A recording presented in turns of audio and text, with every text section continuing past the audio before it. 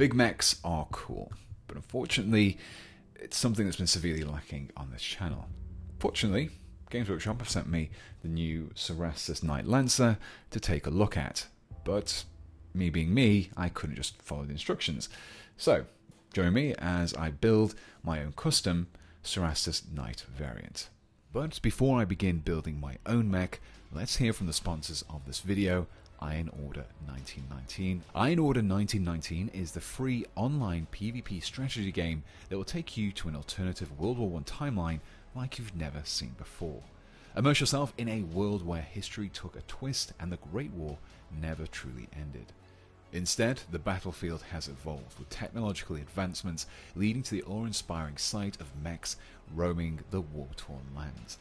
Take command of a real country and lead it to glory in battles that can involve up to 100 other players in real time.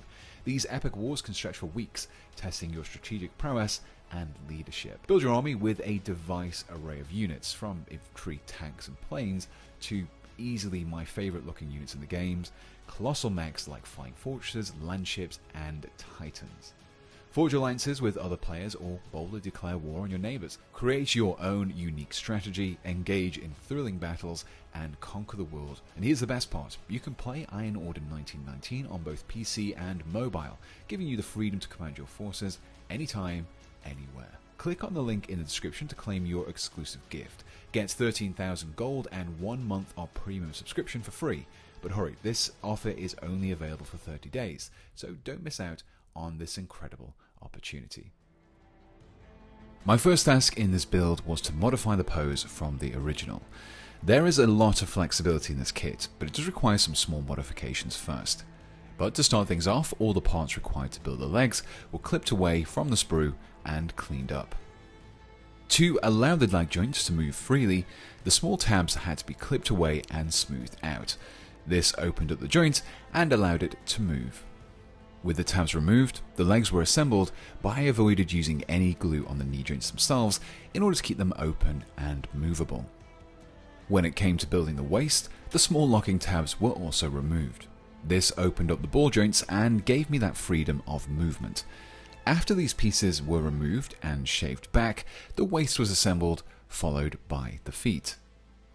With all the parts required to build the lower half of the knight prepared, the surface that the Titan would be stood upon could begin being worked upon.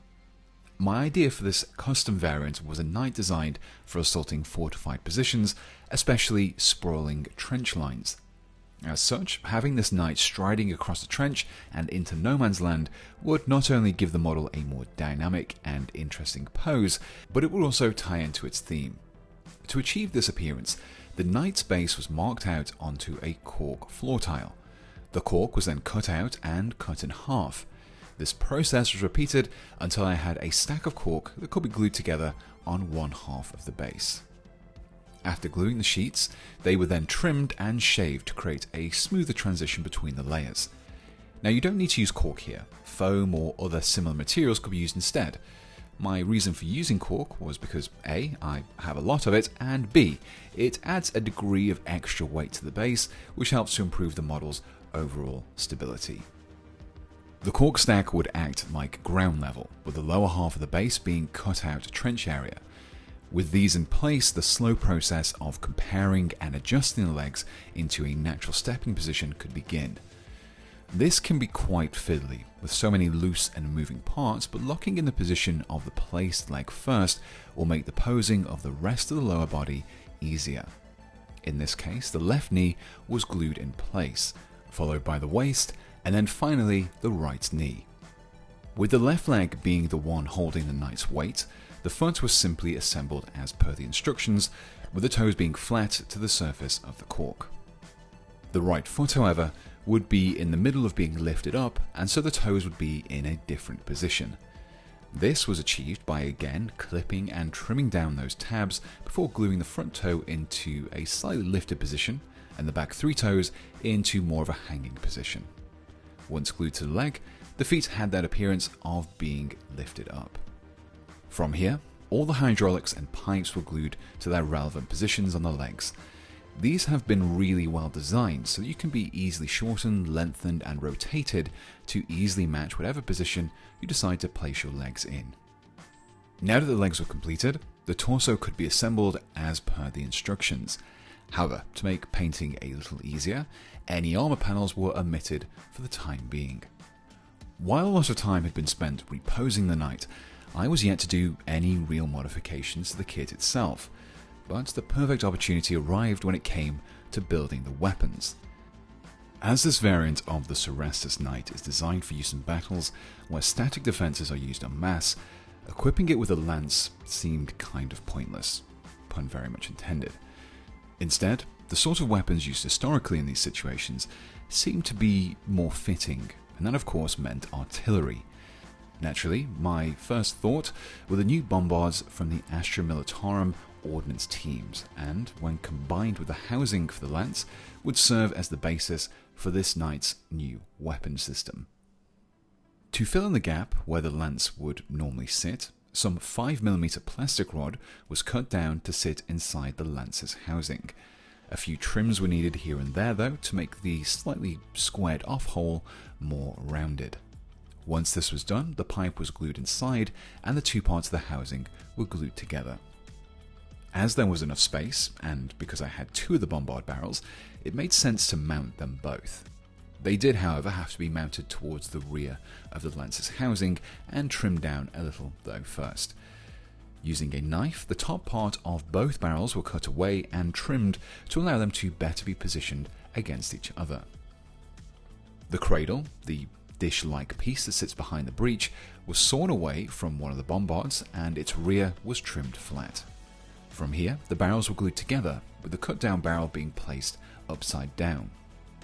This modification and upside-down position would allow the paired barrels to be easily glued to the formerly rear part of the lance's housing. The holes in the sides of the barrels were then blocked up with some 2mm ball bearings and a little superglue. Following this, the breech block from the bombard kit was glued to the back to plug in a hole, and the first section of the arm was attached too. However, the pose wasn't locked in just yet. From here, there was just one final tweak to make. This involved removing the Aquila and the optics from the bombard's blast shield. This would allow me to place the shield upside down, just behind the barrels. However, this piece wasn't glued into place just yet. With the left weapon built, work could begin on the right arm. At first, I assembled the large fist as per the instructions, but stopped before I added the shield. Without the lance, this didn't make quite as much sense, and so it would be swapped out with something else. But first, the hole in the back of the hand had to be blocked up. Fortunately, the vehicle hatches from Horus Heresy vehicle kits are an almost perfect size, and just need a little trimming to get an excellent fit. Instead of the shield, this new power fist would instead feature a pair of mounted heavy flamers, the tanks for which were sourced from the Primaris Aggressors. After assembling a pair of those, the pipes were then removed from both. When it came to sourcing heavy flamers, there are lots of choices, but ultimately I settled on a pair I'd left over from a Spartan build. These were assembled and the rear nubs were cut down to create a flat surface that the aggressor tanks could be attached to. From here, they could be attached to the fist, resulting in a formidable weapon that could smash into fortified positions before unleashing torrents of flaming promethium on the helpless inhabitants. The assembly of the head followed the instructions for the most part, but to give a little variation, the armor plates around the mouth were flipped upside down, but not before removing the inner tabs first. From here, all that was required now were a few extra details. These took the form of more Astra Militarum parts. Some handles from a tank kit were attached below the hatch alongside a few items of stowage sourced from the Sentinel kit. A sensor, also from the Sentinel, was attached to the head, again to help further separate it from the original. And finally, a few Horus Heresy vehicle smoke launchers were placed to the top armor. While smoke wouldn't do much to obscure a towering Titan, it could be useful when supporting infantry advances. All that was left to do now was to glue together the arms and waist in order to lock in the model's pose before once again returning to the base. As mentioned earlier, The aim of the base was to recreate the appearance of a fortified position in a trench line. This effect would be created first by building out some duckboards and a retaining wall for the entrenchment. These boards were cut out from 1mm balsa wood, an incredibly easy material to work with. A few thin strips would be laid out across the base before some larger planks were placed perpendicularly over the top of them, giving the impression of boards being raised up slightly off the ground. From here, more boards were added to create a retaining wall against the cork. And to help give the cork side of the base a neater finish, some thin plasticard was cut so that it matched the circumference of the cork half of the base, the bottom edge of which was left flat, while a series of smooth, flowing dips and peaks were cut into the top edge while making sure to stay above the height of the cork. The plasticard was then carefully bent around the cork and superglued into place. The intention of having the plasticard higher than the cork was to give the impression of the Titan's massive weight sinking into the churned, waterlogged mud of no man's land. As such, where the Titan's foot sat needed to be slightly lower than the surface around it. A rough dip was formed by layering up more cork floor tile and a little green stuff around where the foot would sit. Don't worry about being neat here, as this would all be covered later on. After allowing the green stuff to cure, the model and base were both ready to be painted. As always, the first step in painting was to prime, and for this I chose a gloss black primer and a regular black primer from Vallejo.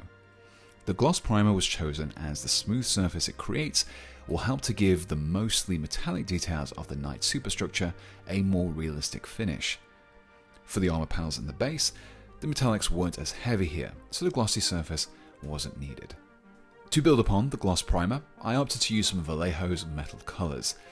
These can be applied with a regular paintbrush, but I find that the best results are achieved via an airbrush.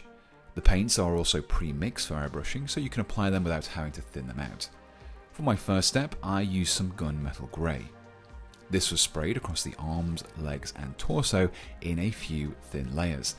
Combined with the gloss primer beneath, the result was a much more reflective, metallic look. For the next step, I switched over to the slightly brighter Duraluminum. This was also applied via my airbrush like before, but this time around I only focused on the upper areas of the metal rather than the recesses. This created brighter spots of metal, which helped to contrast them against the darker areas found within the recesses. For the most part, the armor plating and main structure of the Titan were separate pieces, and so could just be painted separately, with the exception of the gauntlet. So, before I started painting up these panels, I first needed to mask off the metallic parts of the right arm. This was done with masking tape, but putty or other masking materials would have worked just as well. After masking off the metal around the gauntlet, the surface was returned to a solid black using my airbrush and a little thinner. Now that the gauntlet was prepped, the rest of the armor could be tackled. To continue with that World War I influence, I decided to paint up my custom Knight variant like a British tank of the time. This was achieved with some of Vallejo's US Olive Drab. The paint was thinned out in my airbrush before coating the entirety of the armor panels, including the trim. By painting these areas in a uniform colour, it would help to separate the scheme from the more ornate Knight households, and gave the model a more dour, utilitarian appearance.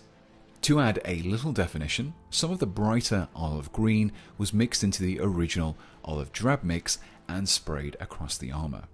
Like with the earlier application of the Duraluminum, the focus was to the areas of the armour that would be closer to the top of the model.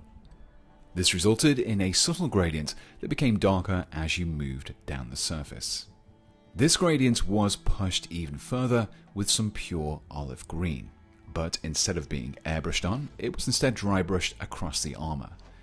To begin, a little of the paint was applied to my texture palette.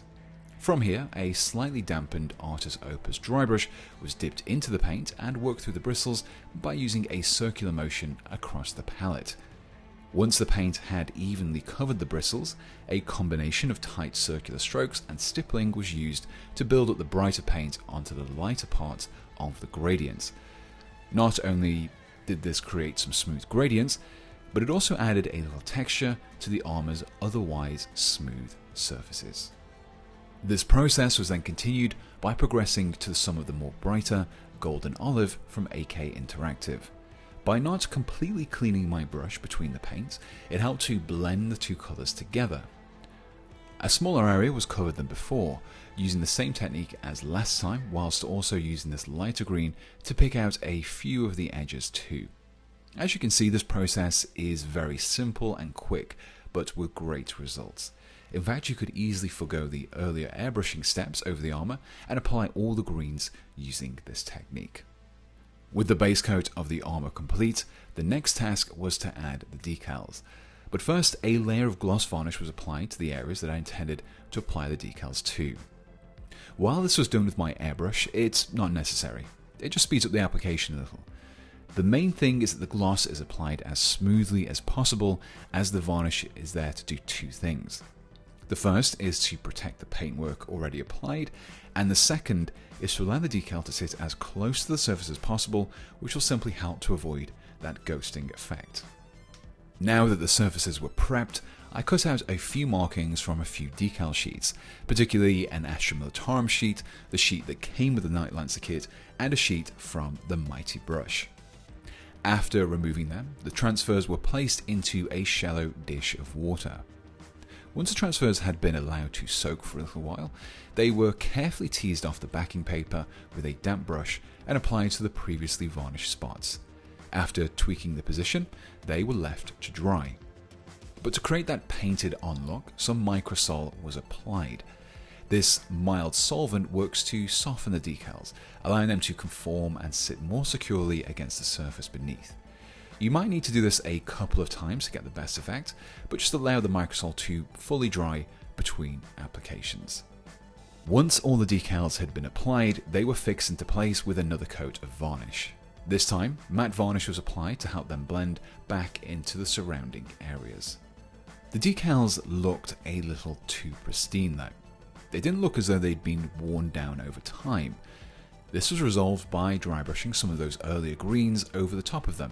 The lower parts were painted in the darker greens, and the upper parts were dry brushed in the lighter greens. These subtle layers of paint gave the impression of paint being worn away through exposure to the elements, and helped them to blend into the armour more naturally. But the weathering could be pushed further with the use of some dirty down rust. I've used this in previous videos, and it's an excellent way of quickly creating that oxidized effect. This was applied straight from the pot across parts of the armour where you'd expect rust to accumulate, such as in the recesses and around the bolts. As the dirty down dries, the rust effect begins to form, resulting in this incredibly realistic appearance. In addition to patches of rust, a few small scratches and marks were also added to the armour. This created the effect of small scratches revealing the metal, which subsequently corroded from exposure to the air. If you've never used this product before though, I'd recommend testing it out on a spare piece first, as it can be quite tricky to get to grips with. Oh, and make sure you really mix the part, as sediment can stick to the bottom of the pot and ruin the effect. To create the effect of scratches and chipping that had occurred too recently for it to corrode, some small scratches of Vallejo metal colour aluminium were painted across the hard edges and flat surfaces of the armour. Next up, there were just a few small areas of metal that were currently painted green. These included a few details on the main armour panel, as well as around the head of the Titan. All of these areas were painted in the same Gunmetal Grey from earlier, albeit with a regular brush. With the armour complete, my attention could return to the main metallic structure of the Titan. Like with the earlier decals, the metal looked far too pristine. This would be fixed by applying an ever so slightly watered down wash of battle mud from the Tooth and Coats range. The wash flowed across the intricate surfaces and into the recesses. Here it not only stained the surfaces with an oily brown effect, but it also darkened down the recesses, enhancing the appearance of the details. This weathering was pushed even further with some more dirty down rust. In addition to the rust patches, like those that were applied to the armour, the rust mix was also watered down and applied over larger areas. As this dried, it gave the appearance of lighter surface rust just beginning to form. Now admittedly this rust effect is a little over the top. A hallowed war engine such as this would likely be well maintained after all. However, it's not hard to imagine that the atmosphere of whatever forsaken world this Titan is fighting over having a slightly more hostile atmosphere than we do here on Earth, resulting in a much faster formation of rust and corrosion. In much the same way as before, a few fresher scratches were painted over the metallic surfaces using some more aluminium, before picking out a few of the areas that were still looking a little too bright with some Oblivion and black wash in order to darken them down. From here, all that was left to do now was to finish up a few of the smaller details. The first of these were the packs and straps that had been added to the chassis. These were all given a base coat of Ancient Forest, followed by some Battle Mud wash, and finally a few edge highlights of Wasteland Brown. The small window in the cockpit was then base coated with some Berserker Red. Following this, some Sanguine Scarlet was thinned down to create a light glaze. A few layers of this were built up along the bottom right of the window to create a dark to light gradient. Finally, another glaze of the even brighter Demon Red was added to the bottom right edge. This really pushed the gradient effect and resulted in the appearance of a red glass. All that was left to do now was to give all the hanging pipes and base coat of Death Reaper, followed up with a highlight of Dungeon Stone Grey. From here, I could begin working on the base. The wood was extremely straightforward and saw me breaking out the dry brush once again. The first layer to be applied was Scorched Earth, followed by a lighter application of Ancient Forest, before picking out the very edges with some Wasteland Brown. A little moss effect was then created towards the bottom of the planks of the retaining wall using some emerald green and that same dry brushing technique. With all the base colours in place, some more varnish could be applied to seal and protect everything. Specifically a gloss varnish. This would be painted across everything with the exception of the armor panels. Over the metallics, the gloss would help to retain some of that metallic sheen, whilst the gloss varnish on the base would give the wood a wet appearance. Up to this stage in the build, the Knight has been separate from its base, but now it's time to finally combine the two. Doing this with just glue alone wouldn't be quite as secure as I'd like though, so it was time to break out the pin vise and start some pinning. A 1mm hole was drilled into the base of the left foot, and into this, some 1mm steel wire was superglued. This was clipped down to the length of the protruding wire was slightly less than the thickness of the cork. The wire was then compared against the base, which gave me a rough idea of where to drill the second hole. Finally, the base and the Knight could be combined with a little more glue, creating an extremely strong bond. It was now finally time to cover up that messy looking surface around the foot with the perfect product for this theme, AK Interactive's Wet Ground. This thick, muddy paste dries glossy to create the effect of wet mud, and it was used to smooth out and even the surface.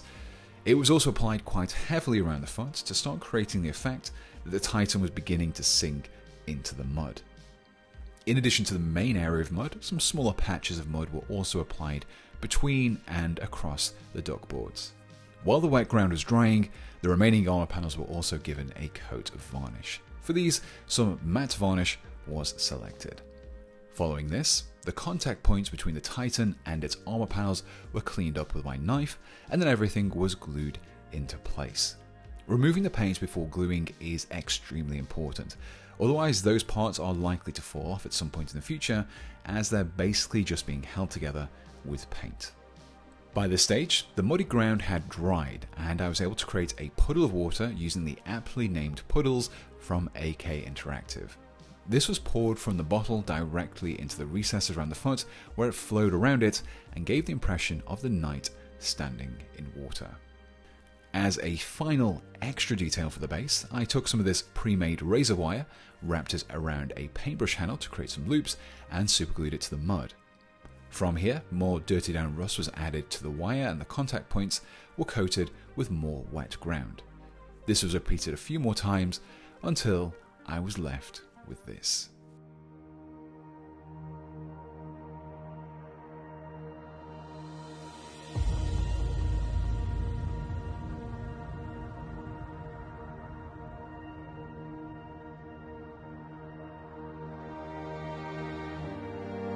And here we have the completed custom Cerastus Knight. But it's not truly finished until I've given it a name.